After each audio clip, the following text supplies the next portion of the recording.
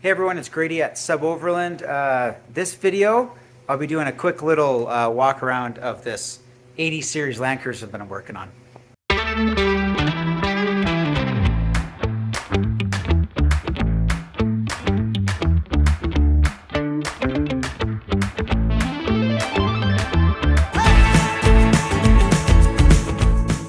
This is a 92 Land Cruiser.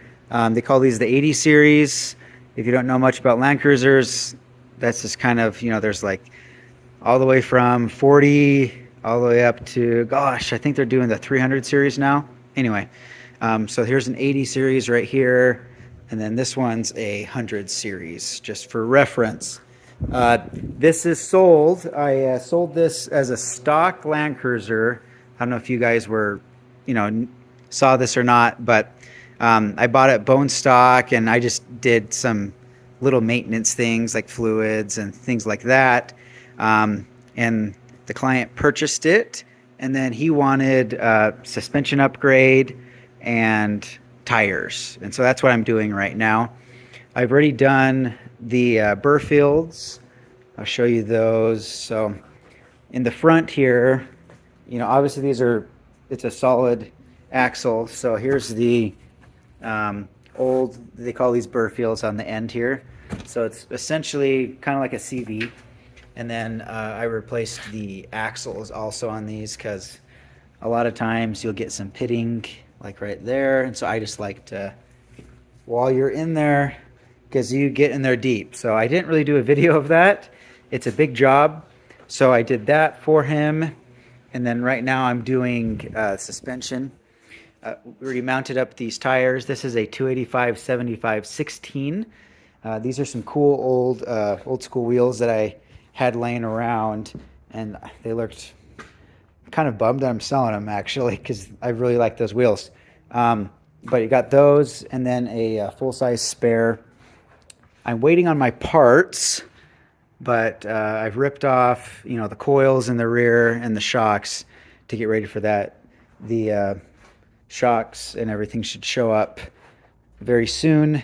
We're doing a Dobinson. This is for another upcoming build. This is for a Sequoia, but we work with Dobinson, and so we're doing a front and rear coil with shocks and steering stabilizer. It's there.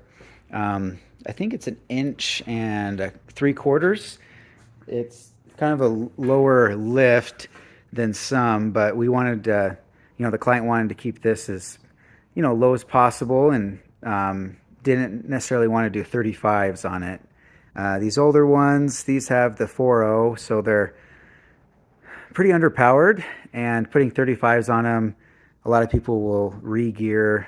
I have done both. I mean, I've put 35s and not re-geared, and it was fine for me personally. But anyway, so we're just doing 1 3/4 inches and then 33-inch tires on this thing, and he's going to come pick it up in a couple weeks.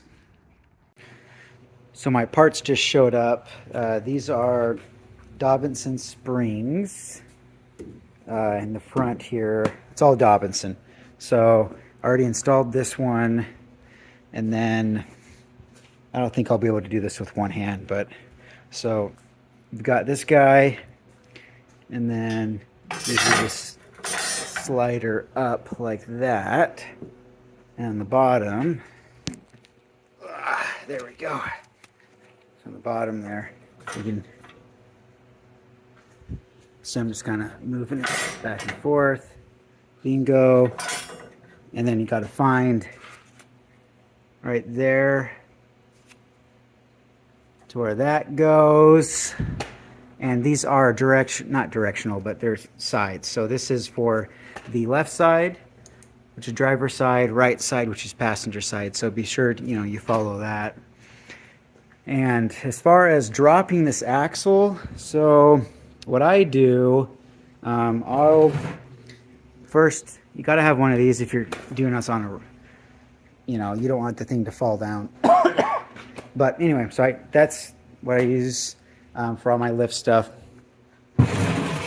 And then for the shock, the bottom shock's right there. So usually I'll just pop that down so I can start moving the axle down. And then on this, there's a bunch of brake line. So that's like, you know, mounted right there, right there, right there. There's a bunch of little 12 millimeters. And then also you'll drop the sway bar. So that goes up like that, because that it keeps it up and it hits the drive line. So that's why you drop that guy down. And then you have your breather. This is for your diff. You need to check and see if that's clogged or anything too while you're here. And then that's another brake line. And so that's pretty much the front, and you can drop it. And then you can get that down low enough to get the stock coils out. And on these coils, the stock coils are actually longer than my coils. This is like an 1 3/4 coil. And what happens, so you see how that's quite a bit longer down there? The stock coils are super lightweight and they don't hold as much weight. They're not rated for the weight. And so a lot of times on these aftermarket coils, they're actually they're shorter and they're easier to get in than to get out. That's what I found on a couple of these Land Cruisers that I've done. So here's the front shock. I just installed the passenger side, and here's the driver's side. They come pre-assembled, and so they came, you know, like that. And so I removed it. This is for the bottom of the shock, and I'll leave that right there.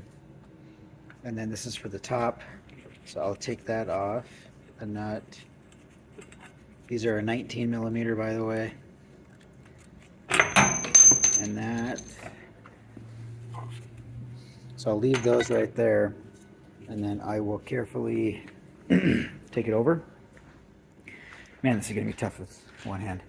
But so then I will go into the cavity and just put the top into the hole, and then the bottom into the hole, and then I will put the rest of the bushings on the bottom, and then wait till the tires are on the ground when I'm all done to put the top bushings and the washer and everything up top.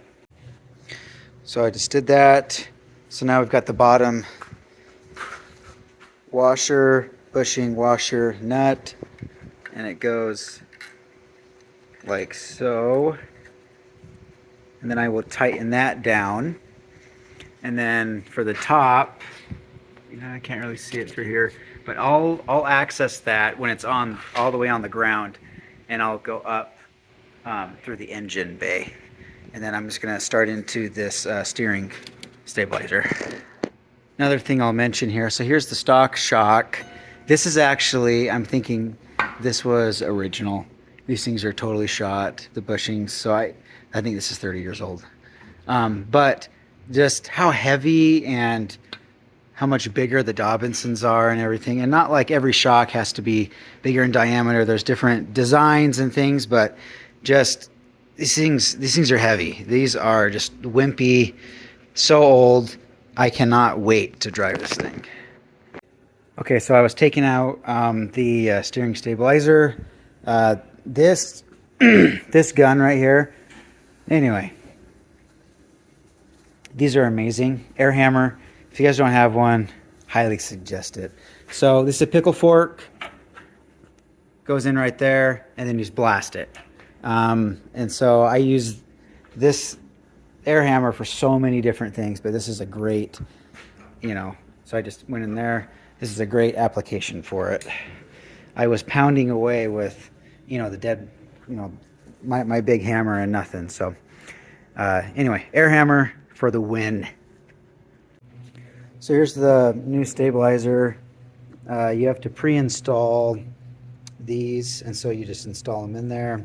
I just hand tight and these for right now once I get it up in there, and then you walk over here and you're gonna loop it in that one like so, and then you'll pull it. So that's how it's gonna go. Rear suspension here, didn't film much, but same story. So these coils, they're a little harder to get. I didn't end up, some people remove like the rear track bar and everything. I did not. I think it's called Panhard. Anyway, I didn't remove this. I just, you can have someone else help you, or you can get like a, big bar and get that axle down enough to put the coil in. And then for shocks, I reused the washers, so keep those. And then for the upper, that's kind of the style you got there. This, I removed that on the original one, on the original shocks, and then I actually cut off because it's just such a pain. So just go ahead and remove those two bolts. They're 14s, I believe. And chop off that original shock and then just reuse these. That's the correct procedure. Original washers down there. And what did I brought this down. This is your e-brake line. So I brought that down to get some more play. But other than that, we're all good. This is full droop, and just be careful with all your lines and everything. Again, this is an 1 3/4 lift. I need to put my spare up, but it, I think, turned out really nice. I am happy with it, and now I just need to drive it.